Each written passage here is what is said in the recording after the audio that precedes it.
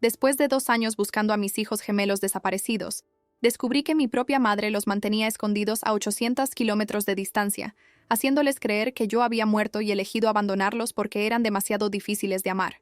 Estaba arrodillada en el suelo de la comisaría sosteniendo una fotografía arrugada de mis hijos gemelos, cuando la policía me dijo las palabras que destruyeron completamente mi cordura. Señora Elena, localizamos a los niños. Están vivos y bien, pero durante los últimos 2 años creían que usted había muerto en un accidente de coche. La sala de espera gris y fría de la comisaría comenzó a girar violentamente a mi alrededor mientras intentaba procesar la información devastadora de que mis hijos, Lucas y Pedro de apenas 7 años, habían pasado 730 días creyendo que su madre estaba muerta y enterrada, cuando en realidad yo había pasado cada segundo de esos 2 años infernales buscándolos desesperadamente por todos los medios legales e ilegales posibles. Mi madre, Regina, la mujer que me había dado a luz y criado durante 35 años, había secuestrado a mis propios hijos y los había convencido sistemáticamente de que yo había muerto y los había abandonado para siempre, repitiendo diariamente la frase cruel que descubrí después a través de grabaciones: «Mamá ya no os quiere. Ella eligió morir y dejaros porque prefería estar en el cielo que cuidar de niños problemáticos». El sonido de mi propia respiración jadeante resonaba por los pasillos vacíos de la comisaría, mientras intentaba comprender cómo la persona que debería ser la abuela amorosa se había transformado en la secuestradora que robó 2 años preciosos e irrecuperables de la infancia de mis hijos y de mi maternidad.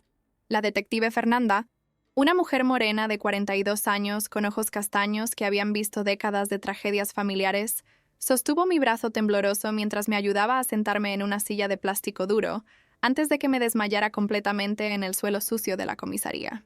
«Señora Elena, sé que es un choque terrible descubrir todo esto de una vez, pero necesito que sea fuerte ahora, porque sus hijos van a necesitar mucho de su apoyo emocional cuando finalmente sepan la verdad sobre lo que realmente ocurrió durante estos 2 años», dijo ella con voz profesional pero genuinamente compasiva, mientras me entregaba un vaso de agua que mis manos temblaban demasiado para sostener adecuadamente. La historia completa que me contó durante las siguientes 3 horas fue una narrativa de manipulación psicológica, secuestro calificado y abuso emocional infantil que transformaría para siempre mi percepción sobre la naturaleza humana y especialmente sobre los límites de la maldad que una madre narcisista puede alcanzar cuando se siente contrariada o amenazada de perder el control sobre la vida de su hija adulta. Regina había planeado meticulosamente el secuestro durante meses, esperando pacientemente el momento perfecto, cuando yo estaría vulnerable y distraída lo suficiente para no percibir sus movimientos calculados, y entonces ejecutó el plan con la precisión de una criminal profesional, que había estudiado cada detalle de cómo hacer desaparecer a niños sin dejar rastros obvios para que las autoridades siguieran. Todo había comenzado en una mañana aparentemente normal de lunes, hace exactamente 2 años y 3 meses, cuando dejé a Lucas y Pedro en casa de mi madre para pasar el fin de semana mientras yo viajaba por trabajo a una conferencia médica en otra ciudad. Yo era pediatra desde hacía 12 años, especializada en desarrollo infantil, e irónicamente pasaba mis días profesionales ayudando a otras madres a criar hijos emocionalmente saludables, mientras mi propia madre secretamente planeaba destruir el vínculo emocional entre mí y mis propios hijos a través de una mentira devastadora sobre mi supuesta muerte. «Mamá, volveré el domingo por la noche sin falta.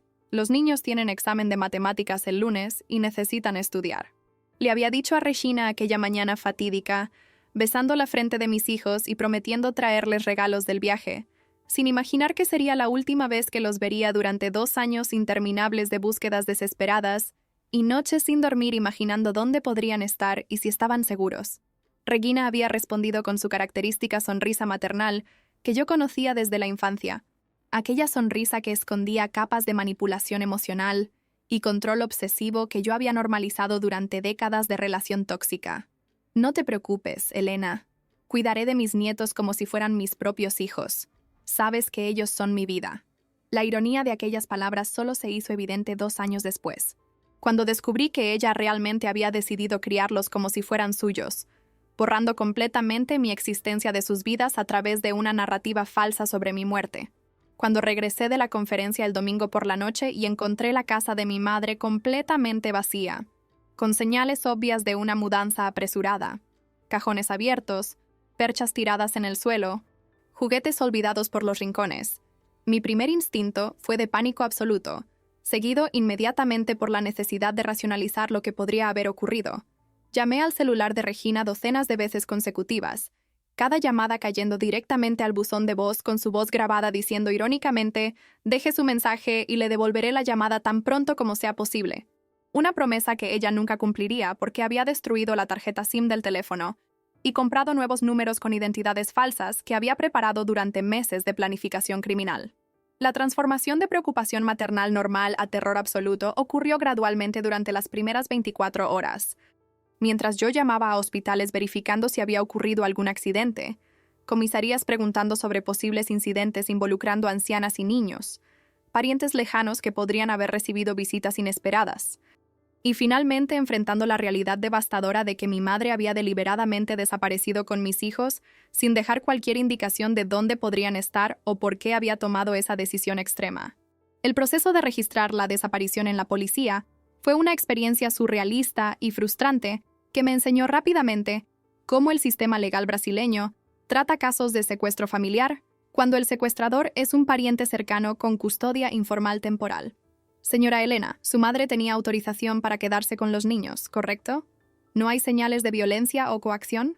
Entonces, técnicamente no podemos clasificar esto como secuestro en los primeros días, explicó el comisario de guardia aquella primera noche desesperante. Un hombre cansado de 50 años que había visto demasiados casos para mantener la empatía necesaria para lidiar con madres desesperadas. Probablemente ella solo decidió hacer un paseo más largo con los nietos. Es común que los abuelos hagan esto sin avisar adecuadamente. Tuve que controlar el impulso de gritar que conocía a mi madre desde hacía 35 años y sabía que aquello no era un simple paseo no comunicado, sino algo mucho más siniestro y planeado, porque Regina nunca hacía nada impulsivamente. Cada acción suya era calculada para maximizar control y minimizar resistencia, una característica que yo había observado durante toda mi vida, pero nunca imaginé que sería dirigida contra mis propios hijos inocentes. Las primeras semanas de búsqueda fueron un torbellino de actividades frenéticas que me consumieron completamente física y emocionalmente, transformando a una mujer anteriormente organizada y racional en una persona obsesionada que dormía apenas 2 o 3 horas por noche y pasaba cada momento despierta, buscando cualquier pista sobre el paradero de mis hijos. Contraté detectives privados que costaban fortunas que yo no tenía, creando deudas astronómicas en la tarjeta de crédito que llevarían años para saldar, pero que parecían irrelevantes comparadas con la posibilidad de encontrar a Lucas y Pedro. Creé páginas en todas las redes sociales con fotografías de los niños y de mi madre, ofreciendo recompensas crecientes por información, llegando a prometer 50,000 reales que yo no poseía para cualquier persona que proporcionara una pista concreta sobre su ubicación. Viajé para decenas de ciudades siguiendo pistas falsas, gastando ahorros de toda una vida en pasajes de última hora, hoteles baratos y taxis para lugares remotos donde alguien juraba haber visto a una señora anciana con 2 niños gemelos que coincidían con la descripción. Cada pista falsa era simultáneamente devastadora y necesaria. Devastadora porque significaba un fracaso más en la búsqueda, pero necesaria porque la alternativa era quedarme quieta esperando un milagro que podría nunca suceder. Mi ex marido Roberto, padre de los niños, inicialmente demostró preocupación y participó en las búsquedas, pero gradualmente comenzó a insinuar teorías crueles sobre mi responsabilidad en la desaparición. Elena, siempre tuviste una relación complicada con tu madre. Quizás ella percibió algo que le preocupó sobre tu forma de criar a los niños, dijo durante una discusión particularmente dolorosa, 3 meses después de la desaparición, revelando que incluso después de años divorciados, él todavía guardaba resentimientos sobre nuestro matrimonio fracasado y estaba dispuesto a usar la tragedia del secuestro de nuestros hijos como arma emocional contra mí. Tal vez Regina vio señales de que no eras una madre adecuada y decidió proteger a los niños. Sus palabras fueron como puñaladas en mi corazón ya destrozado, especialmente viniendo del hombre que había abandonado a la familia cuando los gemelos tenían apenas 2 años, porque no estaba preparado para la responsabilidad de ser padre a tiempo completo, y aparecía esporádicamente para visitas que cancelaba frecuentemente por compromisos profesionales impostergables. La ironía de ser acusada de inadecuación maternal por un padre ausente mientras buscaba desesperadamente a los hijos secuestrados era una capa adicional de sufrimiento que necesitaba procesar mientras mantenía el foco en la búsqueda. Después de 6 meses de búsquedas infructuosas, comencé a desarrollar síntomas físicos y psicológicos graves del estrés prolongado y trauma no resuelto. Perdí 22 kilos porque mi estómago rechazaba cualquier alimento sólido, sobreviviendo apenas de café negro y galletas secas que conseguía tragar entre las crisis de llanto. Desarrollé insomnio crónico severo que me mantenía despierta por 48 horas consecutivas, hasta que mi cuerpo literalmente se desmayaba de agotamiento, solo para despertar 2 o 3 horas después con pesadillas vívidas sobre mis hijos llamándome mientras yo no lograba alcanzarlos. Mi cabello comenzó a caerse en mechones alarmantes, dejando áreas calvas que intentaba esconder con pañuelos, pero que revelaban el impacto devastador que la desaparición estaba teniendo sobre mi cuerpo, además de mi mente. Colegas del hospital donde trabajaba comenzaron a expresar preocupación sobre mi capacidad de seguir atendiendo pacientes con seguridad, especialmente después de algunos incidentes donde empezaba a llorar incontrolablemente durante consultas con niños de la misma edad de mis hijos, o cuando me encontraban buscando el rostro de mis niños en cada niño que entraba al consultorio.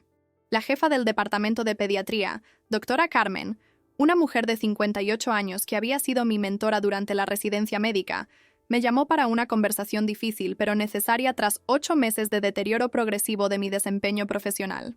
Elena, sé que estás pasando por el infierno más profundo que una madre puede experimentar, pero necesitas aceptar ayuda psiquiátrica y considerar una licencia médica temporal antes de que cometas un error grave, que perjudique a un paciente inocente, dijo ella con lágrimas en los ojos, sosteniendo mis manos esqueléticas que temblaban constantemente debido al exceso de cafeína y falta de nutrición adecuada. No estás en condiciones de cuidar a otros niños cuando estás destruida por la ausencia de tus propios hijos. Inicialmente resistí violentamente a la sugerencia, creyendo que trabajar era lo único que me mantenía mínimamente funcional y conectada con la realidad, pero después de desmayarme durante un turno y despertar en urgencias con una conmoción leve, fui forzada a aceptar que necesitaba tratamiento psiquiátrico intensivo para sobrevivir a aquella prueba sin perder completamente mi cordura. El psiquiatra Dr. Eduardo, un hombre amable de 45 años especializado en trauma y duelo complicado, me ayudó a procesar capas de culpa que ni siquiera había percibido que estaba cargando. Elena, te culpas por haber confiado en tu madre con los niños, pero esa era una decisión completamente racional basada en décadas de experiencia. Nadie podría prever que una abuela secuestraría a sus propios nietos. Explicaba durante nuestras sesiones semanales que frecuentemente terminaban conmigo sollozando incontrolablemente en el diván, mientras él pacientemente esperaba que la tormenta emocional pasara antes de continuar el trabajo terapéutico. Durante esas sesiones, comencé a reconocer patrones de comportamiento narcisista y controlador que Regina había demostrado durante toda mi vida, pero que yo había normalizado como forma peculiar de ser de una madre o amor sobreprotector. Recordé incidentes de mi infancia donde ella había mentido elaboradamente para mantenerme bajo control, inventando enfermedades graves que supuestamente tenía para impedirme salir con amigos, fingiendo emergencias familiares para forzarme a cancelar compromisos importantes, creando narrativas falsas sobre parientes que hablaban mal de mí, para aislarme de la familia extendida y aumentar mi dependencia emocional de ella.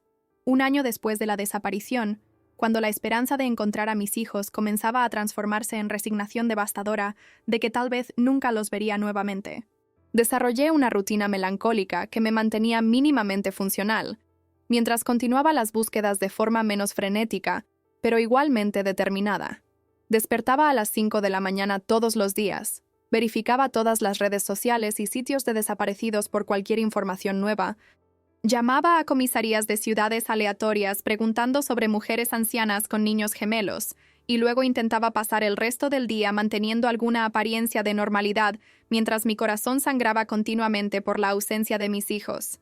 Mantenía la habitación de ellos exactamente como estaba el día de la desaparición, con las camas deshechas porque odiaban arreglarlas, juguetes esparcidos por el suelo en medio de una batalla imaginaria congelada en el tiempo, y dibujos pegados en la pared que habían hecho la semana anterior mostrando nuestra familia feliz, incluyendo irónicamente a la abuela Regina sosteniendo sus manos con sonrisas inocentes que no sabían el horror que ella estaba a punto de perpetrar contra todos nosotros.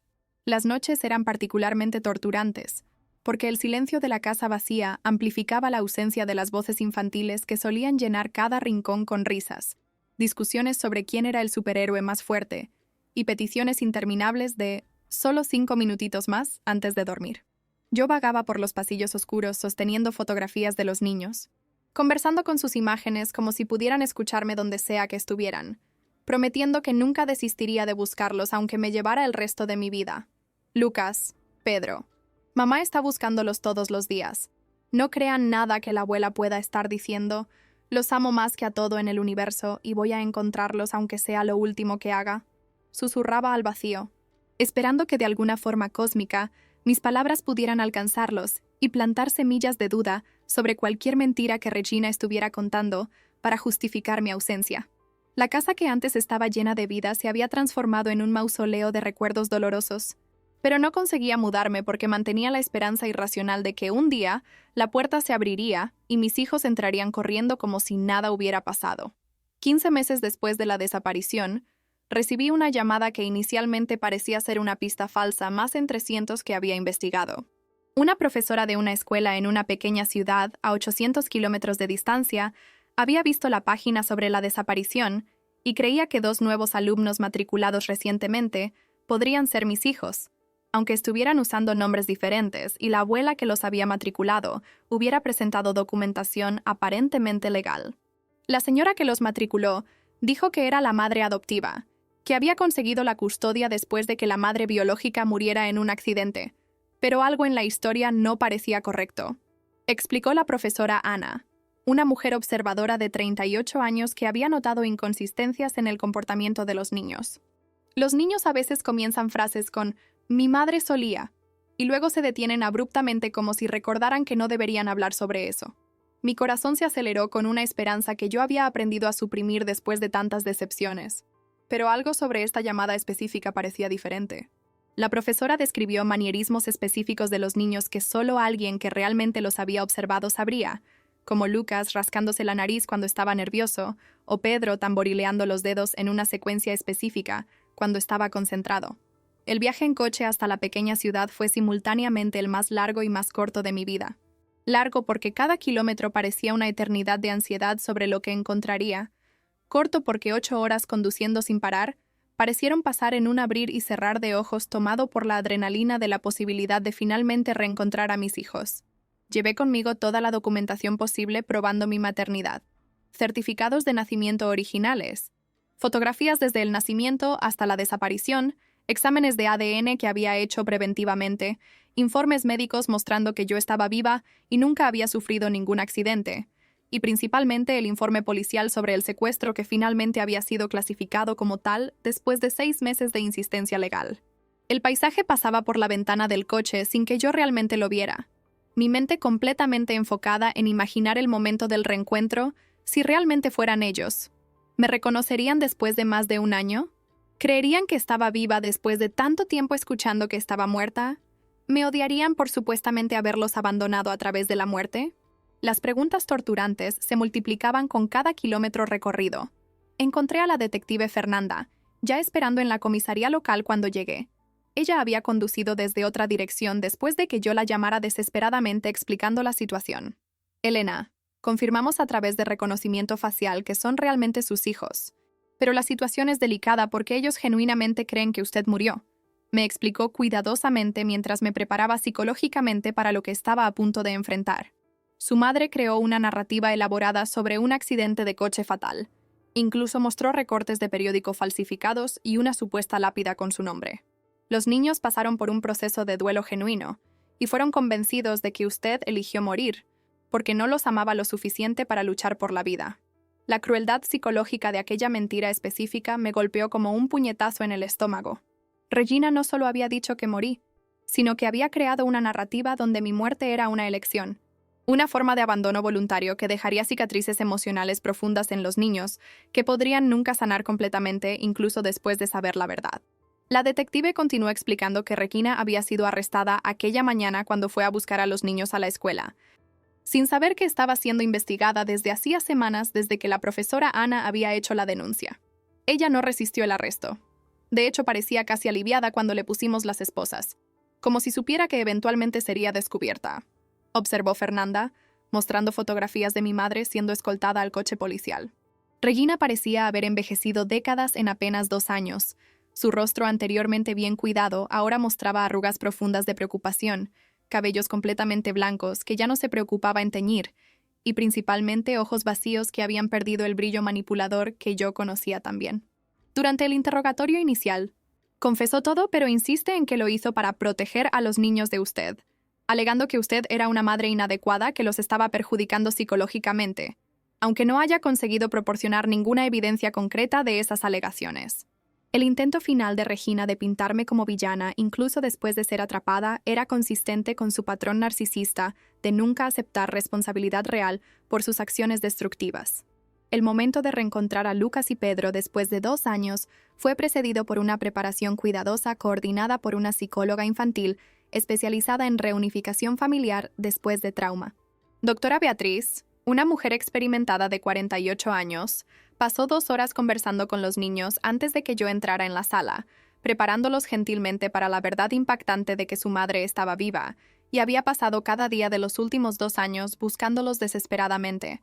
Los niños están comprensiblemente confusos y emocionalmente sobrecargados. Inicialmente no querían creer porque eso significaría que la abuela que cuidó de ellos mintió sobre algo tan fundamental. Me explicó fuera de la sala, mientras yo intentaba controlar la ansiedad que amenazaba con consumirme completamente. Mostré algunas fotografías recientes suyas, y ellos empezaron a reconocer características familiares. Pero llevará tiempo procesar completamente que usted está viva y que toda la narrativa que conocían era falsa. A través de la puerta cerrada, yo podía oír voces infantiles familiares pero cambiadas. Más graves, más maduras, marcadas por 2 años de crecimiento que yo había perdido completamente. Cuando finalmente entré en la sala y vi a mis hijos por primera vez en 2 años, el impacto visual fue abrumador. Lucas y Pedro habían crecido tanto que casi no parecían los mismos niños que yo había dejado en casa de mi madre aquella mañana fatídica. Estaban más altos, más delgados, con rostros que habían perdido la gordura infantil característica de los 5 años y ahora mostraban contornos más definidos de preadolescentes de 7 años. Sus ojos, aún del mismo castaño profundo que habían heredado de su padre, me miraban con una mezcla de reconocimiento, confusión, miedo y algo que parecía esperanza cautelosa. «¿Mamá?» Pedro fue el primero en hablar, su voz temblorosa apenas por encima de un susurro, como si hablar demasiado fuerte pudiera romper la ilusión de que yo estaba realmente allí. «La abuela dijo que habías muerto. Nos mostró tu tumba. Dijo que no nos amabas lo suficiente para sobrevivir al accidente». Sus palabras cortaron mi corazón como cuchillas afiladas, pero mantuve el autocontrol porque sabía que mi reacción en ese momento crítico determinaría cómo progresaría nuestra reunificación. Mis amores, nunca morí. Nunca los abandoné y nunca dejé de amarlos ni por un segundo de estos 2 años, respondí, arrodillándome para quedar a su altura pero sin intentar tocarlos aún, respetando el espacio que claramente necesitaban para procesar aquella realidad imposible. La abuela les mintió por razones que ni yo comprendo completamente, pero quiero que sepan que los busqué todos los días, lloré todas las noches, y nunca, jamás, me di por vencida en encontrarlos. Lucas, siempre el más escéptico de los dos, incluso cuando era pequeño, me estudiaba intensamente como si buscara pruebas de que yo era real, y no algún tipo de cruel alucinación. Si estabas viva, ¿por qué no nos encontraste antes? ¿Por qué dejaste que pensáramos que estabas muerta durante tanto tiempo? Su pregunta cargaba 2 años de dolor acumulado, luto innecesario, y rabia justificada que yo sabía que llevaría mucho tiempo y terapia resolver completamente. Pasé la siguiente hora respondiendo sus preguntas con honestidad apropiada para su edad, explicando cómo la abuela se los había llevado sin mi permiso, cómo había cambiado sus nombres y documentos para que yo no pudiera encontrarlos, cómo había buscado en cientos de ciudades y gastado todo mi dinero en detectives y viajes, siguiendo pistas. Les mostré fotos en mi celular de las páginas de desaparecidos que había creado, los carteles que había repartido, los mensajes desesperados que había publicado diariamente esperando que alguien los reconociera. ¿Ven la fecha aquí? Todos los días durante 2 años publicaba un mensaje nuevo diciendo cuánto los amaba y que nunca me rendiría. Les mostré, observando sus rostros procesar la evidencia de que realmente había luchado por encontrarlos. Gradualmente, la barrera emocional que habían construido para protegerse comenzó a desmoronarse, y Pedro fue el primero en acercarse vacilante, tocando mi rostro como verificando si yo era sólida y real. La abuela siempre decía que no nos amabas de verdad, que habías elegido morir para no tener que cuidarnos, dijo Lucas, con lágrimas comenzando a caer por sus mejillas mientras la realidad de la manipulación psicológica que habían sufrido se hacía evidente. Ella decía que éramos demasiado difíciles, que te habíamos hecho renunciar a la vida. Yo trataba de portarme bien para que ella no se diera por vencida con nosotros también.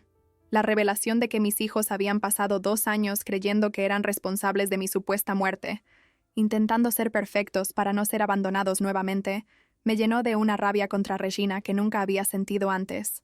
El abuso psicológico que había perpetrado contra 2 niños inocentes, en nombre de cualquier justificación distorsionada que tuviera en mente, era imperdonable y dejaría marcas que tal vez nunca sanarían completamente, incluso con años de terapia intensiva. El abrazo que finalmente compartimos después de 2 horas de conversación cuidadosa fue el momento más intensamente emocional de toda mi vida. Sentir a mis hijos en mis brazos nuevamente después de 2 años. Respirar el olor de su cabello que aún era familiar a pesar del tiempo pasado. Escuchar sus corazones latiendo contra mi pecho mientras llorábamos juntos todos los años de separación forzada. Fue simultáneamente el fin de una pesadilla y el inicio de un largo viaje de sanación. Se aferraron a mí como si temieran que pudiera desaparecer nuevamente si me soltaban, y yo los sostuve con la misma intensidad desesperada, tratando de alguna manera compensar 730 días de abrazos perdidos en un solo momento imposible. Nunca más dejaré que nadie nos separe. Lo prometo con toda mi alma. Susurré mientras besaba la parte superior de sus cabezas repetidamente, sintiendo sus lágrimas mojar mi blusa, mientras mis propias lágrimas caían sobre su cabello castaño que necesitaba desesperadamente un corte. La psicóloga Beatriz nos observaba discretamente, tomando notas sobre nuestras interacciones que serían importantes para el proceso de reunificación que ella supervisaría en los próximos meses. Elena, los niños necesitarán tiempo significativo para procesar este cambio masivo en la narrativa que conocían sobre tu ausencia. Habrá momentos de ira, confusión, regresión conductual y posible resistencia inicial mientras reconcilian a la madre que idealizaron en el duelo con la madre real que está presente ahora, explicó ella después, mientras los niños eran temporalmente llevados para recoger sus pertenencias de la casa donde habían vivido con Regina. El trauma de creer que estabas muerta, sumado a la traición de descubrir que la abuela mintió, creó una ruptura profunda en su confianza básica sobre el mundo. Reconstruir esto será un proceso largo que exigirá paciencia extraordinaria. Yo estaba dispuesta a tener toda la paciencia del universo si eso significaba curar a mis hijos del trauma innecesario que habían sufrido. El proceso legal contra Regina comenzó inmediatamente después del reencuentro con los niños. Ella fue acusada de secuestro calificado, falsificación de documentos, abuso psicológico infantil y alienación parental extrema, crímenes que juntos podrían resultar en más de 15 años de prisión. Durante su declaración inicial, mantenía una postura de mártir incomprendida, insistiendo que había salvado a sus nietos de una madre que ella consideraba inadecuada, aunque nunca conseguía articular específicamente lo que me hacía inadecuada, más allá de vagas alegaciones sobre trabajar demasiado y no entender las necesidades especiales de los niños. Hice lo que cualquier abuela amorosa haría para proteger a sus nietos, declaró al juez con convicción perturbadora, aparentemente incapaz de comprender la monstruosidad de hacer que 2 niños creyeran que su madre estaba muerta. El abogado defensor intentó alegar problemas mentales para reducir la sentencia, pero evaluaciones psiquiátricas determinaron que Regina estaba completamente consciente de sus acciones y sus consecuencias. Simplemente creía estar por encima de la ley cuando se trataba de controlar la vida familiar. Durante las semanas siguientes al reencuentro, establecimos una nueva rutina cuidadosamente estructurada que priorizaba la estabilidad emocional de los niños mientras navegábamos el complejo proceso de reunificación. Nos mudamos temporalmente a una casa alquilada en una ciudad diferente para escapar tanto de los recuerdos traumáticos como de la atención mediática que se había interesado por el caso bizarro de una abuela que fingió la muerte de su hija para quedarse con los nietos. Las mañanas comenzaban con el desayuno juntos donde conversábamos sobre sentimientos, miedos y esperanzas. Una práctica sugerida por la terapeuta familiar para reconstruir la comunicación saludable. Lucas frecuentemente expresaba rabia por los 2 años perdidos. Perdí 2 cumpleaños contigo, 2 celebraciones de Navidad, 2 años de cuentos antes de dormir. Pedro, más expresivo emocionalmente, alternaba entre momentos de cariño intenso y periodos de distanciamiento donde probaba si yo realmente permanecería presente, incluso cuando se comportaba mal. Una forma de verificar si mi amor era genuinamente incondicional o si había condiciones que podrían hacerme elegir morir como Regina había dicho. Las noches eran particularmente desafiantes, porque las pesadillas de los niños sobre perderme nuevamente se intensificaban en la oscuridad. Frecuentemente despertaba con uno o ambos niños parados junto a mi cama, verificando si aún respiraba, si todavía estaba presente, si no había desaparecido durante la noche como temían constantemente. «Mamá, ¿estás viva?», Pedro preguntaba casi todas las noches, necesitando confirmación verbal y física de que yo no era un fantasma o un sueño del cual despertaría. Comencé a dormir con la puerta del dormitorio abierta y una luz nocturna en el pasillo para que pudieran verme siempre que la ansiedad los despertara. Lucas desarrolló el hábito de sostener mi mano mientras dormía, despertando en pánico si me movía durante la noche, y soltaba el contacto físico que le aseguraba mi presencia continua. La privación de sueño era agotadora, pero yo entendía que necesitaban ese periodo de hipervigilancia para gradualmente reconstruir la confianza de que no desaparecería nuevamente. La terapia familiar con la doctora Beatriz ocurría 3 veces por semana y era un espacio seguro para procesar las complejas capas de trauma, duelo complicado y traición que todos habíamos experimentado de formas diferentes. Durante una sesión particularmente intensa, Lucas estalló en lágrimas y rabia acumulada. «Eres nuestra madre. Deberías habernos protegido. ¿Cómo dejaste que la abuela nos llevara? ¿Por qué confiaste en ella?». Sus acusaciones eran flechas en mi corazón ya herido, pero Beatriz me ayudó a entender que su rabia era en realidad una señal positiva de que se sentía lo suficientemente seguro para expresar emociones negativas, sin miedo a perderme nuevamente. «Lucas está procesando el duelo no solo de tu supuesta muerte, sino también de la abuela que él pensaba conocer y de la infancia que perdió basada en mentiras», explicó durante una consulta individual. «La ira es parte natural del proceso de curación, y el hecho de que él sienta seguridad para expresarla contigo indica que el vínculo se está reconstruyendo, aunque parezca paradójico. Aprendí a recibir su ira como un regalo distorsionado. Significaba que confiaban en que yo permanecería presente incluso cuando estaban furiosos. 6 meses después del reencuentro, comenzamos a ver progresos significativos en la recuperación emocional de los niños, aunque todavía había momentos difíciles que nos recordaban el largo camino por delante. Pedro comenzó a dormir toda la noche sin verificar si yo estaba viva, aunque aún necesitaba un objeto transicional, una foto nuestra que llevaba en el bolsillo para mirar cuando la ansiedad surgía durante el día. Lucas, inicialmente resistente a demostraciones físicas de afecto como si se protegiera contra futuras pérdidas, gradualmente comenzó a iniciar abrazos espontáneos e incluso empezó a llamarme mamá nuevamente en lugar del formal Elena, que había adoptado inicialmente como mecanismo de defensa emocional. Las risas genuinas regresaron a nuestra casa, primero tímidamente como visitantes cautelosos, luego con más frecuencia hasta convertirse en residentes permanentes nuevamente. Aún había momentos cuando una palabra, un olor o una situación específica desencadenaba memorias traumáticas, y ellos regresaban temporalmente, pero los episodios se volvían menos frecuentes y menos intensos con el tiempo. El juicio de Regina ocurrió 8 meses después del reencuentro, un proceso legal que reabrió heridas emocionales, pero era necesario para la justicia y el cierre psicológico. Los niños no testificaron personalmente, pero grabaron declaraciones en video con asistencia de la psicóloga sobre su experiencia durante los 2 años de secuestro.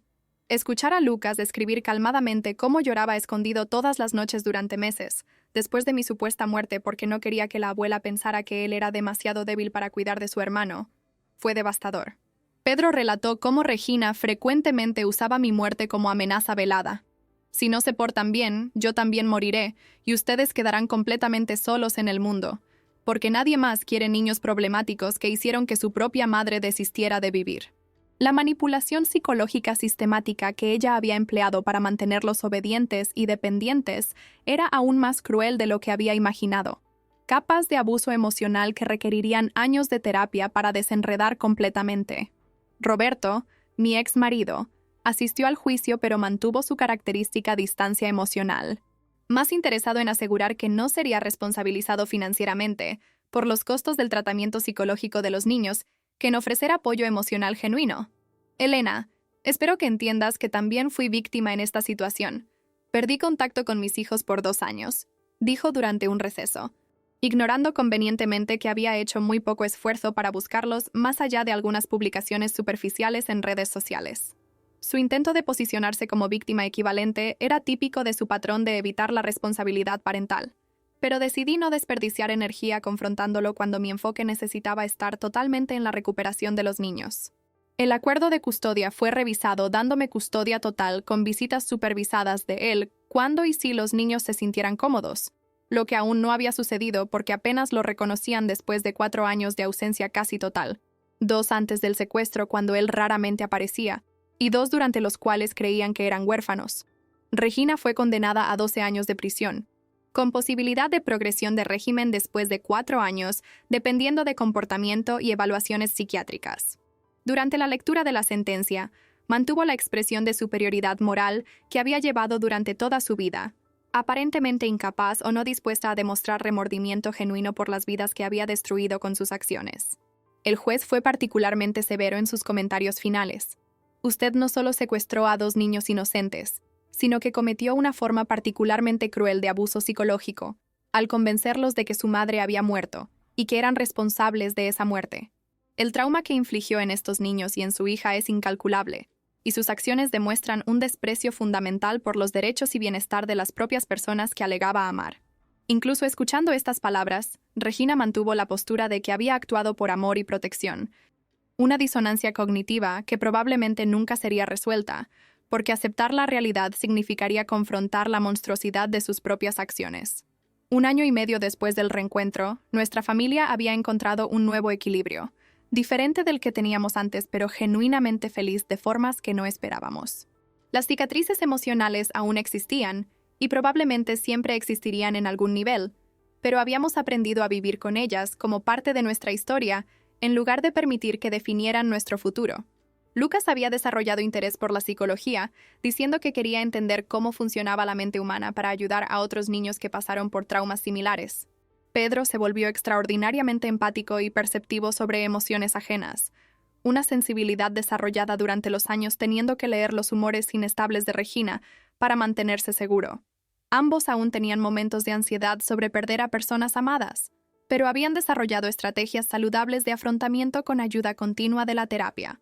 Respiración profunda, comunicación abierta sobre miedos y la certeza construida día tras día de que yo estaba presente y permanecería presente sin importar lo que sucediera. Comencé a facilitar un grupo de apoyo para padres que habían perdido hijos a través de secuestro familiar, un crimen más común de lo que la sociedad reconoce, pero raramente discutido abiertamente debido a la vergüenza y culpa que sienten las víctimas. Compartir nuestra historia con otras familias destrozadas por parientes que usaron niños como armas en juegos enfermos de control ayudó no solo a otros, sino también a nuestro propio proceso de sanación. El secuestro familiar es particularmente devastador porque destruye la confianza fundamental de que familia protege a familia. Yo explicaba durante reuniones mensuales. Cuando la persona que debería amar y proteger a los niños se convierte en el perpetrador, se crea una ruptura en la comprensión básica de seguridad que lleva años reparar, si es que algún día se repara completamente. Muchos padres en el grupo habían desistido de buscar tras años sin éxito, y nuestra historia ofrecía esperanza de que reencuentros eran posibles incluso después de largos periodos de separación forzada. Doctora Beatriz continuó acompañándonos con sesiones mensuales de mantenimiento, observando el progreso notable pero también identificando áreas que aún necesitaban atención. Los niños desarrollaron resiliencia extraordinaria a través de esta experiencia traumática, pero es importante recordar que trauma en la infancia puede resurgir en diferentes etapas del desarrollo. Ella nos advirtió durante una consulta reciente. La adolescencia, relaciones románticas futuras y eventualmente su propia parentalidad pueden desencadenar memorias y miedos que parecían resueltos. Me preparé mentalmente para un viaje vitalicio de apoyo, entendiendo que el trauma que Regina había infligido no era algo que simplemente desaparecería con el tiempo, sino algo que aprenderíamos a cargar juntos, transformando peso en sabiduría siempre que fuera posible. Los niños sabían que siempre tendrían acceso a apoyo psicológico cuando fuera necesario, una red de seguridad emocional que espero los proteja de perpetuar ciclos de trauma en las generaciones futuras. 2 años después del reencuentro, Lucas y Pedro, ahora con 9 años, escribieron una carta para Regina en la prisión, no porque ella mereciera comunicación, sino porque la terapeuta sugirió que expresar sus sentimientos directamente podría ayudar en el cierre emocional. Abuela, no entendemos por qué hiciste lo que hiciste. ¿Por qué nos hiciste creer que nuestra madre estaba muerta cuando ella estaba viva y buscándonos? Robaste 2 años de nuestras vidas que nunca recuperaremos. No te odiamos, pero tampoco te amamos más como antes. Rompiste algo que no puede ser reparado. Esperamos que uses el tiempo en la prisión para pensar sobre el mal que causaste y quizás entender que el amor verdadero no lastima a las personas que amamos. No queremos respuesta. Adiós para siempre. La madurez emocional demostrada en la carta me llenó simultáneamente de orgullo por su fuerza y tristeza por la inocencia que habían perdido prematuramente. Regina nunca respondió, lo que fue mejor para todos. Cualquier intento de ella de justificar o manipular a través de palabras habría solo causado más daño a niños que ya habían sufrido demasiado por las manos de alguien que debería haberlos protegido. Los medios ocasionalmente intentaban revisitar nuestra historia, especialmente durante fechas significativas, como el aniversario del reencuentro o desarrollos en el caso legal de Regina, pero establecimos límites firmes sobre privacidad. Los niños sabían que su historia se había vuelto pública durante la búsqueda y el juicio, pero elegimos conscientemente no participar en entrevistas o documentales que pudieran retraumatizarlos o transformar su sufrimiento en entretenimiento público. Nuestra historia nos pertenece, no necesitamos compartirla con el mundo para que sea válida o importante, expliqué cuando productores insistentes ofrecían cantidades significativas por derechos exclusivos.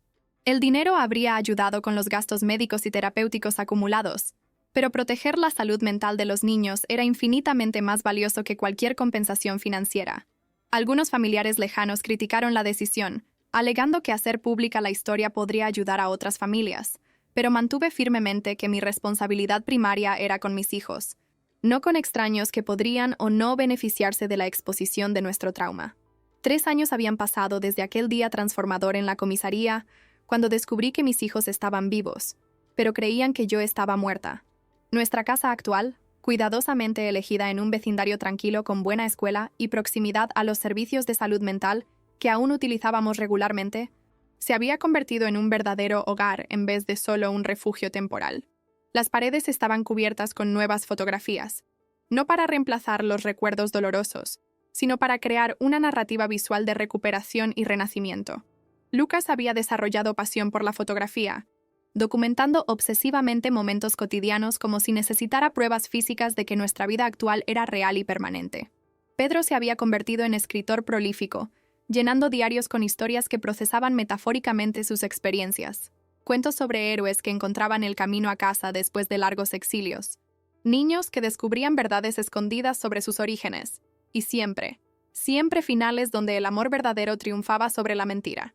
Roberto había gradualmente desaparecido completamente de las vidas de los niños. Sus visitas supervisadas mensuales se volvieron bimestrales, después semestrales, hasta cesar completamente cuando se mudó a otro estado con una nueva familia que había comenzado. Los niños procesaron este abandono adicional con terapia, pero honestamente parecían más aliviados que dolidos. Él había sido una figura tan ausente antes del secuestro que su ausencia permanente solo formalizó lo que ya era realidad. Es extraño que nuestro padre biológico sea más extraño para nosotros que algunos de nuestros profesores, observó Lucas una vez con la franqueza desconcertante que había desarrollado. La observación era dolorosa pero verdadera. La parentalidad era sobrepresencia, cuidado y protección. No solo contribución genética. Roberto había fallado en todos los aspectos significativos de paternidad, y los niños habían aceptado esa realidad con madurez que niños de 9 años no deberían necesitar tener. Ocasionalmente recibíamos noticias sobre Regina a través del sistema penitenciario, informes de salud obligatorios, notificaciones sobre audiencias de progresión de régimen que eran consistentemente denegadas, debido a su negativa a demostrar remordimiento o participar en programas de rehabilitación. Ella aparentemente se había vuelto reclusa en la prisión, rechazando visitas de los pocos familiares que aún la apoyaban, pasando los días en la biblioteca de la prisión leyendo libros de psicología que probablemente usaba para reforzar sus justificaciones distorsionadas, en lugar de ganar verdadero insight. Los niños nunca preguntaban por ella, como si hubiera sido borrada de sus conciencias de la misma forma que ella había intentado borrarme de sus vidas. Es como si fuera un personaje de una pesadilla que tuvimos, pero de la cual despertamos, explicó Lucas una vez cuando pregunté si pensaba sobre la abuela. Ella existe en algún lugar, pero no en nuestro mundo real actual. La capacidad de ellos para compartimentar y seguir adelante era simultáneamente saludable y ligeramente preocupante, algo que continuábamos monitoreando con Beatriz. 5 años después del secuestro inicial, 3 años después de nuestro reencuentro, estábamos en una posición que yo nunca podría haber imaginado durante aquellos días oscuros de búsqueda desesperada. Los niños estaban prosperando académica y socialmente. Yo había reconstruido mi carrera y encontrado propósito en ayudar a otras familias, y principalmente Habíamos redefinido lo que familia significaba para nosotros. No lazos sanguíneos que podrían ser utilizados como armas, sino elecciones diarias de amar, proteger y permanecer presentes. El trauma que Regina había infligido nos había paradójicamente hecho más fuertes, más unidos, más conscientes de lo precioso del tiempo juntos. Cada mañana común donde preparábamos el desayuno discutiendo planes del día, cada tarde donde ayudaba con la tarea mientras ellos se quejaban dramáticamente sobre matemáticas, cada noche donde leíamos juntos antes de dormir. Esos momentos mundanos eran tesoros que nunca daríamos por sentados, porque sabíamos visceralmente cuán fácilmente podrían ser robados. «Mamá, ¿crees que siempre llevaremos esto con nosotros?», Pedro preguntó una noche mientras observábamos las estrellas desde el patio, un ritual que habíamos desarrollado para terminar días difíciles con perspectiva cósmica. ¿Llevar qué específicamente?, pregunté, aunque sabía exactamente a qué se refería. El miedo de perder personas que amamos, de ser engañados por personas que deberían protegernos, de descubrir que nada es tan seguro como pensamos. Su pregunta tocaba el corazón del trauma que todos cargábamos. La pérdida de la inocencia fundamental sobre seguridad y confianza en el mundo. Creo que sí, mi amor. Siempre vamos a cargar esto en algún nivel. Pero ¿sabes qué más vamos a cargar? La certeza de que somos lo suficientemente fuertes para sobrevivir a lo peor, de que nuestro amor es más fuerte que cualquier mentira, y de que elegimos todos los días ser familia de verdad, no por obligación, sino por amor genuino. Mi respuesta parecía satisfacerlo, al menos por ahora. Mientras continuábamos observando las estrellas y creando nuevos recuerdos para sobreponer a los dolorosos. El legado de lo que Regina había hecho sería eterno en ciertos aspectos. Los niños siempre tendrían esa brecha de 2 años, donde creyeron ser huérfanos. Yo siempre cargaría la culpa de haber confiado en la persona equivocada con mis hijos. Y todos nosotros siempre tendríamos esa vigilancia aumentada sobre potenciales amenazas a nuestra unidad familiar. Pero también habíamos transformado veneno en medicina de formas inesperadas. Lucas estaba determinado a convertirse en abogado especializado en derechos de los niños, inspirado por el fiscal que había luchado ferozmente por justicia en nuestro caso. Pedro estaba escribiendo un libro infantil sobre resiliencia y verdad, usando metáforas apropiadas para la edad para ayudar a otros niños a procesar traumas similares. Yo me había convertido en voz nacional sobre prevención de secuestro familiar y señales de alerta de abuelos narcisistas que podrían representar peligro para los nietos. El mal que Regina había perpetrado había inadvertidamente creado 3 guerreros por la protección infantil y la verdad familiar. Hoy, mientras escribo esta historia en una tranquila mañana de domingo con mis hijos de 10 años, jugando videojuegos en la sala de al lado, sus voces y risas creando la banda sonora de la normalidad reconquistada, reflexiono sobre el imposible camino que recorrimos. De niños que creían ser huérfanos no amados a hijos, que saben con certeza absoluta que son el centro del universo de su madre. De una madre destrozada buscando fantasmas a una mujer fortalecida que encontró propósito en el dolor.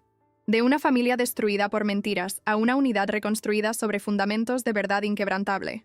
Regina intentó reescribir nuestra historia insertando muerte donde había vida, abandono donde había búsqueda desesperada, desamor donde había devoción infinita.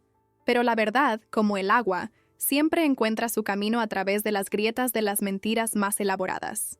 Mis hijos saben ahora con certeza absoluta que mamá no solo los ama, sino que movería montañas, atravesaría océanos y enfrentaría el propio infierno para protegerlos y permanecer presente en sus vidas. Esa certeza, duramente conquistada a través del trauma y la recuperación, es exactamente lo opuesto a la mentira que escucharon repetidamente durante 2 años. Mamá ya no te ama. La verdad es que mamá nunca dejó de amar, nunca dejó de buscar, y nunca, jamás, va a permitir que alguien los separe nuevamente. La escuela se había convertido en un campo minado emocional complejo que navegábamos con extremo cuidado.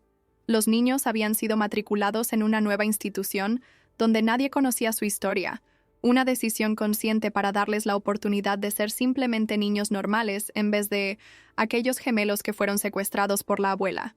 Pero los secretos en ciudades pequeñas son imposibles de mantener indefinidamente. Y eventualmente fragmentos de nuestra historia comenzaron a circular a través de la inevitable red de chismes parentales. Juan dijo que su madre leyó sobre nosotros en el periódico que nuestra abuela está en prisión por fingir que estabas muerta. Lucas relató una tarde, su voz cuidadosamente neutra, pero sus ojos revelando el dolor de tener su privacidad invadida. Él quería saber si era verdad, si la abuela era realmente mala como decían. la necesidad de proteger la narrativa de los niños sobre su propia experiencia, mientras navegaba la curiosidad mórbida de otros, se había convertido en un ejercicio delicado de comunicación estratégica. Desarrollé respuestas estandarizadas para las preguntas invasivas que inevitablemente surgían de otros padres durante eventos escolares, frases cuidadosamente construidas que reconocían la situación sin proporcionar detalles que pudieran ser utilizados como chisme. Sí, pasamos por una situación familiar difícil, pero estamos enfocados en el presente y en el futuro ahora. Se convirtió en mi mantra, repetido con sonrisa educada pero firme, que señalaba claramente que el asunto estaba cerrado para discusión. Algunos padres respetaban los límites, otros persistían con preguntas disfrazadas de preocupación. Debe ser tan difícil para los niños. ¿Cómo están manejando el trauma de descubrir que fueron engañados por tanto tiempo? Estas invasiones bien intencionadas pero perjudiciales me forzaban a desarrollar una armadura social que nunca había necesitado antes, un escudo de cortesía impenetrable que protegía la privacidad de nuestra sanación. El desarrollo de amistades se había convertido en otro territorio complejo de navegación para los niños, que simultáneamente ansiaban una conexión normal con sus pares, pero temían la vulnerabilidad que venía con la proximidad emocional. Lucas había desarrollado una persona de intelectual distante, usando su conocimiento enciclopédico como escudo contra la intimidad real, impresionando a compañeros con hechos sobre física cuántica mientras mantenía sus emociones herméticamente selladas. Los otros niños me encuentran raro pero inteligente, lo que es mejor que ser curiosos sobre mi historia, había explicado con pragmatismo perturbador para un niño de 10 años.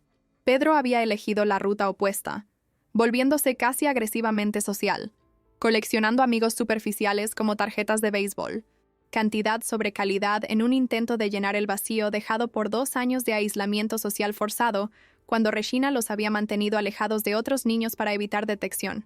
Un incidente particular en la escuela había puesto a prueba nuestra resiliencia familiar reconstruida de formas inesperadas. Durante una feria de ciencias donde padres y abuelos estaban invitados, una señora mayor que se parecía superficialmente a Regina había asistido como abuela de otro alumno. Pedro se había congelado completamente al verla, su cuerpo entero temblando con una respuesta de lucha o huida, que lo dejó incapaz de presentar su proyecto sobre sistemas solares que había preparado obsesivamente durante semanas. Lucas, percibiendo la angustia de su hermano, había inmediatamente asumido modo protector, posicionándose físicamente entre Pedro y la señora desconocida, mientras susurraba recordatorios de técnicas de respiración que habían aprendido en terapia. Observar a un niño de 10 años guiar a otro a través de una crisis de pánico con la pericia de un profesional entrenado era simultáneamente impresionante y devastador. Evidencia de madurez forzada que ningún niño debería poseer. Llegué a la escuela minutos después de recibir la llamada frenética de la profesora, encontrando a ambos niños en la oficina de la enfermera, Pedro aún temblando mientras Lucas sostenía su mano con determinación férrea. «Mamá». Había una señora que se parecía a ella. No era ella. Yo sabía que no era, pero mi cuerpo no creía a mi cerebro. Pedro explicó entre sollozos, articulando la disociación entre conocimiento racional y respuesta traumática con precisión que había aprendido a través de años de terapia. Intenté ser valiente. Intenté recordar que la abuela está en prisión, que no puede hacernos daño, pero cuando vi ese cabello blanco y gafas similares, fue como si estuviera de vuelta en aquel tiempo cuando creía que estabas muerta. Su vulnerabilidad cruda me partió el corazón nuevamente. Un recordatorio de que la sanación no era lineal, sino una espiral compleja donde el pasado podía irrumpir en el presente a través del gatillo más mundano. La administración escolar, después de este incidente, había sugerido delicadamente que tal vez los niños se beneficiarían de una institución más especializada en niños con necesidades emocionales específicas. Un eufemismo educado para segregación que me llenó de furia protectora. Mis hijos no están rotos o son peligrosos. Son sobrevivientes procesando trauma de forma completamente normal, dadas las circunstancias extraordinarias que enfrentaron. Respondí durante una reunión tensa con el director, mi voz manteniendo calma profesional, mientras internamente hervía de indignación. Si su escuela no es capaz de acomodar a niños que ocasionalmente tienen respuestas emocionales a gatillos traumáticos, quizás el problema sea con la inadecuación de la institución, no con mis hijos.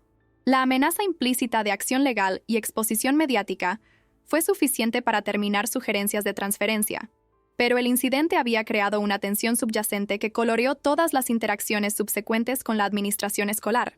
La cuestión de cómo manejar fechas significativas se había convertido en otro desafío complejo de navegación emocional. El aniversario del secuestro, el día del reencuentro, la Navidad que pasaron creyendo ser huérfanos. Estas fechas cargaban peso emocional que no podía ser ignorado, pero tampoco podía permitirse dominar nuestras vidas. Desarrollamos rituales específicos para cada fecha cargada. En el aniversario del secuestro, hacíamos algo completamente nuevo que nunca habíamos experimentado antes, creando memorias positivas para sobreponer a las negativas.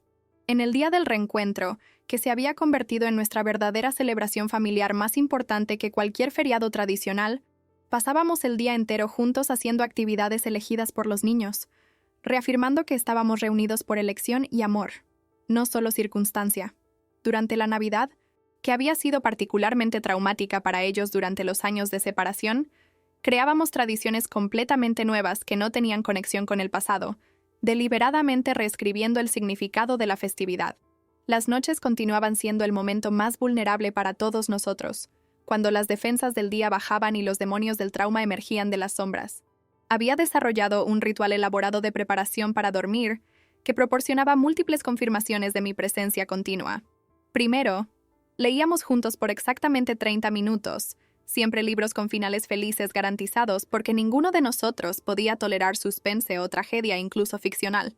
Después, me quedaba en su habitación por 15 minutos mientras compartían los eventos del día, procesando pequeños traumas y victorias con igual importancia.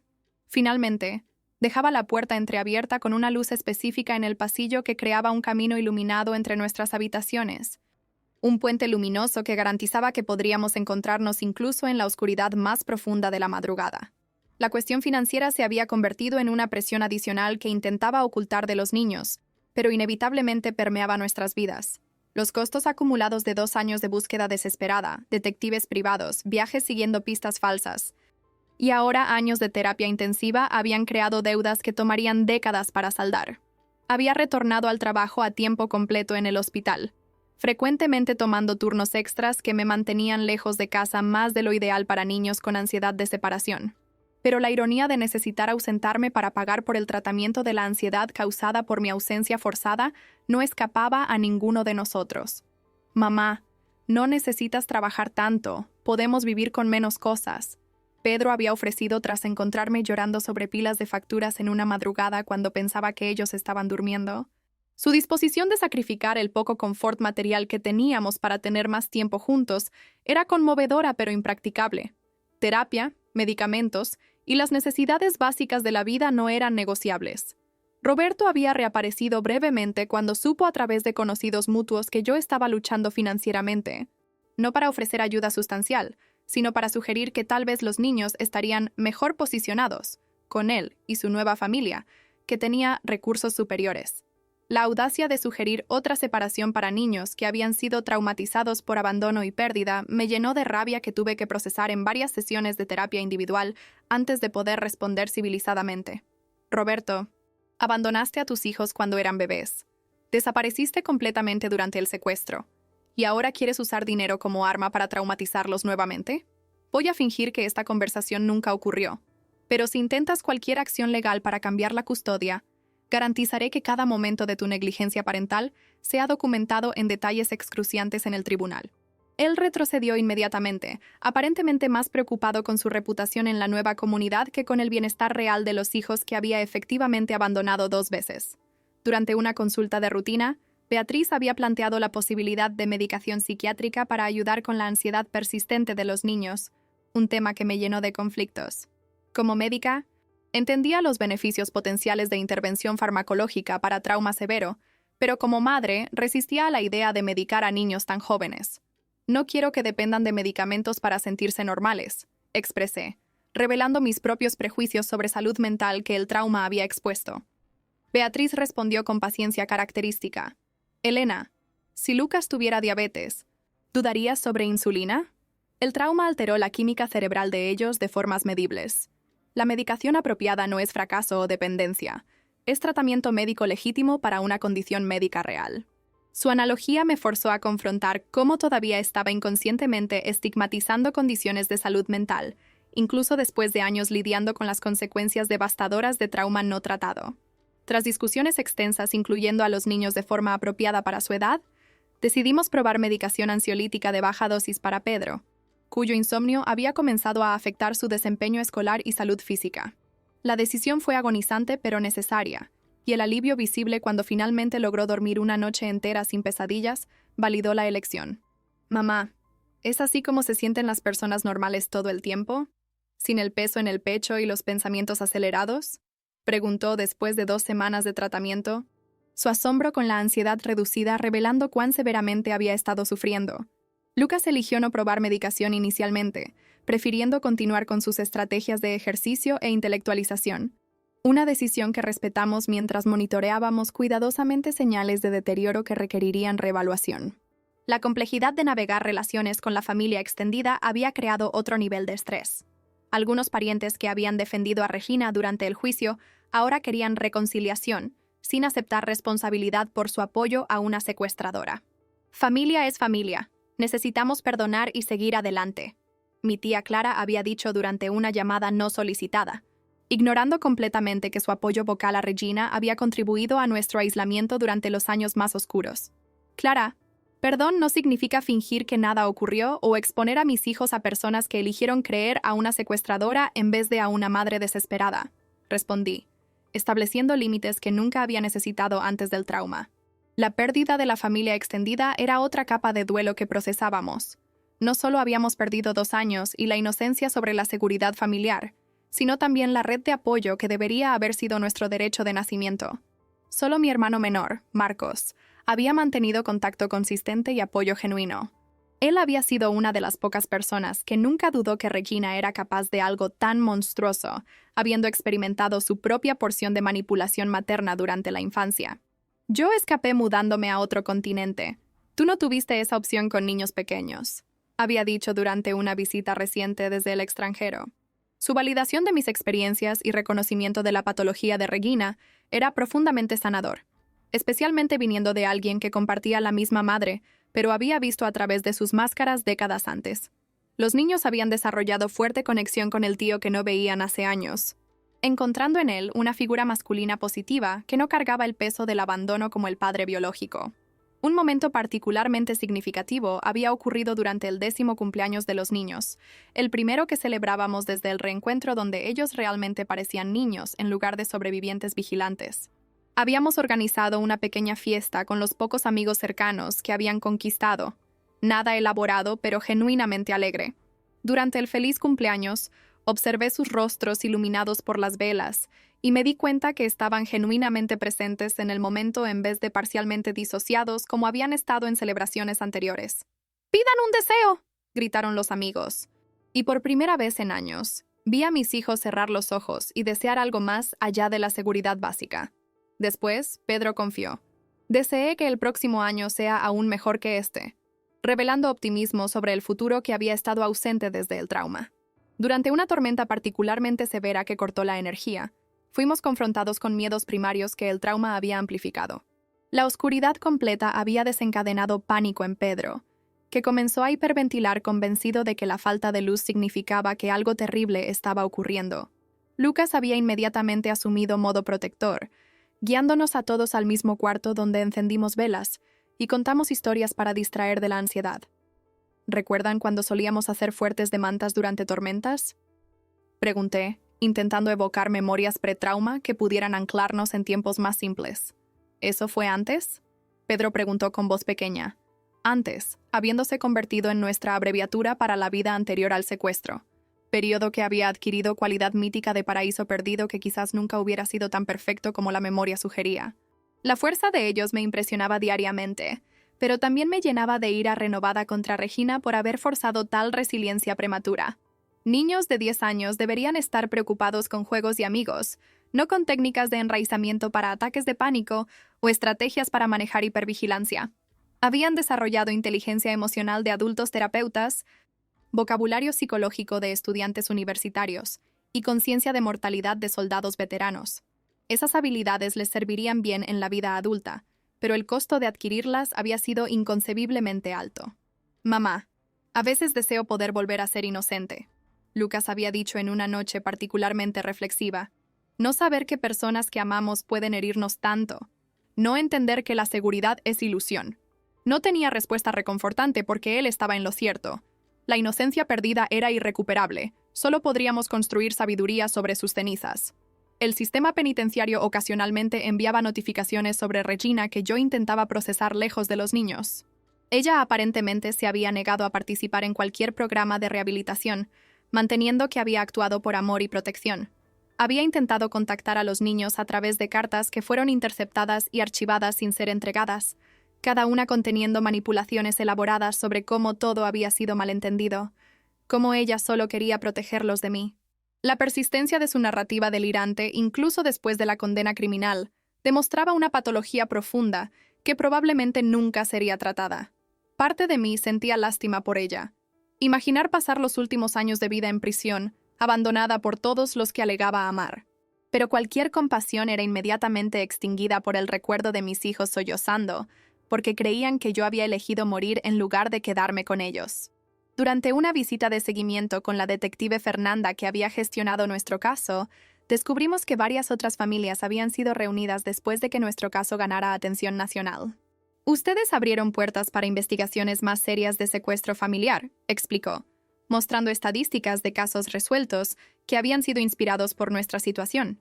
Muchos departamentos ahora toman desapariciones que involucran abuelos mucho más en serio. Saber que nuestro sufrimiento había inadvertidamente ayudado a otras familias daba sentido a lo sin sentido. Propósito al dolor que de otra manera sería solo un cruel desperdicio de años preciosos. Los niños se mostraron visiblemente orgullosos al saber que su supervivencia había ayudado a otros niños a encontrar el camino a casa, transformándolos de víctimas en inadvertidos héroes de historias que nunca conocerían completamente. La aproximación de otra Navidad trajo ansiedad anticipada que comenzó en octubre y se intensificó progresivamente. Incluso con nuestras nuevas tradiciones cuidadosamente construidas, la temporada cargaba el peso de 2 Navidades cuando los niños lloraron por la madre muerta mientras yo buscaba desesperadamente a hijos desaparecidos. ¿Podemos simplemente saltarnos diciembre?, preguntó Lucas seriamente. Su aversión a las festividades forzadas comprensible dadas las asociaciones traumáticas. Nos comprometimos con una celebración minimalista enfocada en la gratitud por estar juntos, en lugar de regalos elaborados o decoraciones.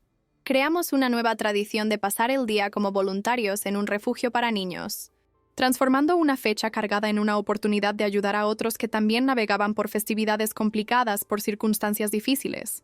Durante una noche de juegos en familia, momento de normalidad fabricada que se había vuelto genuinamente placentera, Lucas de repente dijo: «Sabes, si nada de esto hubiera ocurrido, seríamos personas completamente diferentes».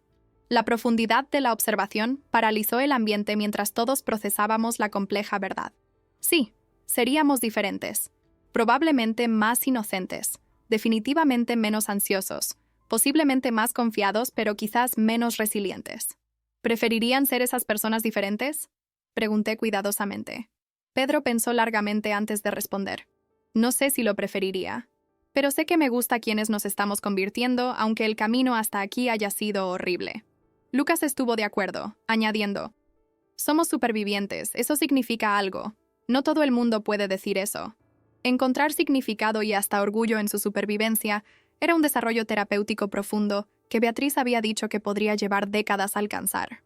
Nuestro terapeuta familiar había recientemente introducido el concepto de historia integrada, donde el trauma no era negado ni se le permitía dominar la narrativa personal. Ustedes son más que supervivientes de secuestro.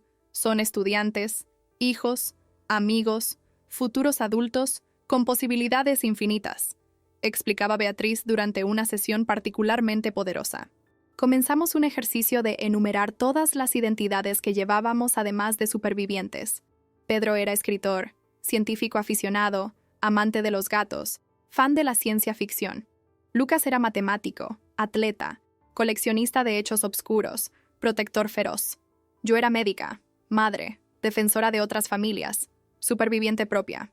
Vernos como personas multidimensionales en lugar de solo víctimas unidimensionales fue un cambio de perspectiva que alteró fundamentalmente cómo navegábamos el mundo. La preparación para la eventual liberación de Regina de la prisión, aunque a años de distancia, se había convertido en un tema necesario pero doloroso de discusión. Órdenes de restricción permanentes estaban en vigor, pero el miedo de que ella intentaría contacto tan pronto como fuera libre era palpable. ¿Y si viene a buscarnos cuando salga?, preguntaba Pedro periódicamente, el miedo resurgiendo siempre que oía sobre expresidiarios. Desarrollamos planes de seguridad detallados, no porque creyéramos que ella representaba peligro físico a una edad avanzada, sino porque la preparación reducía la ansiedad. Los chicos sabían exactamente qué hacer si ella aparecía, protocolo tan ensayado como simulacros de incendio escolares. La necesidad de tales preparaciones era otra capa de infancia perdida, pero preferible a la vulnerabilidad de la falta de preparación. Reflexiones sobre el perdón habían surgido naturalmente conforme el tiempo pasaba, y la ira cruda se transformaba en un dolor más complejo. No se trata de perdonar a la abuela, expliqué durante una conversación profunda en una caminata por la naturaleza, actividad que había descubierto facilitaba discusiones difíciles. Se trata de no cargar con el peso del odio que solo los lastima a ustedes, no a ella. Lucas procesó esto intelectualmente como siempre. ¿Entonces es un perdón egoísta? ¿Perdonamos para nosotros mismos? ¿No para la persona que nos lastimó? Su análisis era preciso, aunque clínico. Pedro lo abordó emocionalmente. Yo no la odio, pero tampoco la amo más. Es como si fuera un personaje de un libro que leí hace mucho tiempo, real pero no parte de mi vida actual. Sus diferentes enfoques para procesar lo imperdonable reflejaban estrategias únicas de afrontamiento que habían desarrollado, ambas válidas, ambas necesarias para sus jornadas individuales de sanación. El aniversario de 3 años del reencuentro trajo una reflexión profunda sobre el camino recorrido. Mirando fotografías de la época, apenas reconocía las 3 figuras esqueléticas y atormentadas que éramos. Los cambios físicos eran dramáticos. Los chicos habían crecido fuertes y saludables. Sus rostros habían perdido esa cualidad atormentada de hipervigilancia constante. Mi propio rostro había recuperado color y vivacidad, las arrugas de preocupación suavizadas aunque no borradas, pero los cambios internos eran aún más significativos. Habíamos aprendido a reír nuevamente sin culpa, a planear el futuro sin la parálisis del miedo, a confiar en que el mañana vendría y estaríamos juntos para enfrentarlo. Durante la cena conmemorativa del reencuentro, cada uno compartió su momento favorito del año pasado. Lucas eligió el día en que ganó la competencia de ciencias, no por el premio, sino porque yo estaba en la audiencia gritando vergonzosamente alto. Pedro seleccionó la noche en que todos dormimos en la sala después de un maratón de películas, despertando enredados pero seguros. Yo elegí este momento exacto, sentados juntos, lo suficientemente saludables para celebrar, lo suficientemente curados para sentir alegría sin la sombra inmediata de la pérdida. Somos como esos árboles que sobreviven a incendios forestales, filosofó Pedro. Siempre el poeta. Tenemos cicatrices y partes quemadas, pero también un crecimiento nuevo que es aún más fuerte porque sobrevivió al fuego. Mirando hacia adelante, el futuro mantenía incertidumbres. La adolescencia traería nuevos desafíos para procesar el trauma. Las relaciones románticas futuras serían complicadas por cuestiones de confianza. La sombra de Regina siempre planearía en algún nivel, pero también había posibilidades que parecían imposibles durante aquellos años sombríos. Graduación, carreras, quizás hasta familias propias algún día. Los chicos hablaban sobre futuros potenciales con entusiasmo cauteloso, no asumiendo más que la tragedia era inevitable, sino permitiéndose la esperanza de una felicidad sostenida. «Mamá, ¿crees que siempre estaremos marcados por lo que pasó?», preguntó Lucas durante una de esas conversaciones profundas nocturnas que se habían convertido en nuestro ritual de procesamiento. «Marcados sí, definidos no», respondí, distinción que habíamos trabajado duro para alcanzar. Es parte de quienes somos, pero no es todo lo que somos. Y las marcas pueden ser señales de supervivencia, no solo de heridas. Pedro añadió su propia sabiduría. Además, todo el mundo tiene marcas de algo. Las nuestras solo tienen una historia más dramática que la mayoría. La capacidad de ellos para contextualizar su trauma dentro de la experiencia humana más amplia mostraba una madurez que era simultáneamente orgullo y pérdida. Orgullo de su resiliencia. Pérdida por la simplicidad que nunca conocerían. Durante la limpieza de primavera, encontré una caja de fotografías pre-secuestro que había evitado mirar por años. Los chicos me descubrieron llorando sobre imágenes de tiempos más simples. Fiestas de cumpleaños con Regina sonriendo benignamente en el fondo. Navidades donde ella sostenía a los nietos con lo que parecía amor genuino. Momentos cotidianos que ahora parecían siniestros sabiendo lo que ella era capaz de hacer. ¿Extrañas a quien ella fingía ser? Preguntó Pedro con una percepción perturbadora. La pregunta capturó perfectamente la complejidad del duelo. No extrañábamos a la Regina real que había secuestrado y traumatizado, pero había una pérdida genuina de la abuela imaginaria que pensábamos conocer. Sí, admití. Extraño la ilusión de tener una madre que me amaba apropiadamente. Los chicos procesaron esto silenciosamente antes de que Lucas dijera: nosotros también extrañamos a la abuela que pensábamos tener, pero preferimos la verdad difícil a la mentira cómoda. 3 años después del reencuentro, 5 años desde el secuestro original, nos encontramos no curados pero curando.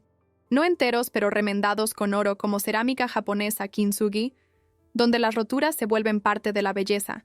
Los niños a veces todavía verifican si estoy respirando por la noche. Yo todavía entro en pánico momentáneo cuando no los veo por algunos minutos. Todos aún cargamos farmacia de ansiedad en nuestros cuerpos, pero también reímos genuinamente, soñamos esperanzadamente y amamos ferozmente con conocimiento duramente ganado de que conexiones verdaderas sobreviven hasta las mentiras más crueles. Regina falló en su intento de destruir nuestro vínculo a través de muerte fabricada. En vez de eso, inadvertidamente forjó familia más fuerte a través del fuego de trauma compartido. No elegiríamos este viaje, pero no podemos negar la fuerza que produjo. Diariamente elegimos no dejar que 2 años robados definan décadas futuras. Diariamente elegimos verdad sobre mentira, presencia sobre abandono, amor sobre miedo. Y diariamente probamos que algunas cosas, amor maternal, vínculo fraternal, determinación humana, son imposibles de matar, no importa cuán elaborada sea la mentira intentando enterrarlas. Nuestra historia no es sobre secuestro o trauma, finalmente. Es sobre lo que sobrevive cuando todo parece perdido. La verdad terca del amor que se niega a morir incluso cuando está convencido de muerte. Es sobre 3 personas que encontraron camino de regreso unas a otras a través de oscuridad de engaño y emergieron, cicatrizadas pero enteras, al otro lado. Mamá no murió. Mamá nunca eligió irse. Mamá está aquí. Siempre estuvo buscando. Siempre estará presente. Esa verdad, repetida diariamente en palabras y acciones, es la fundación sobre la cual reconstruimos vidas que Regina intentó destruir. Y en esa reconstrucción, encontramos no solo supervivencia, sino algo aproximándose al triunfo. ¿Te gustó la historia de Elena? Entonces suscríbete al canal. Deja tu like y comenta desde dónde estás viendo. Ah, y hay otra historia esperándote aquí en la pantalla. Haz clic allí que te espero.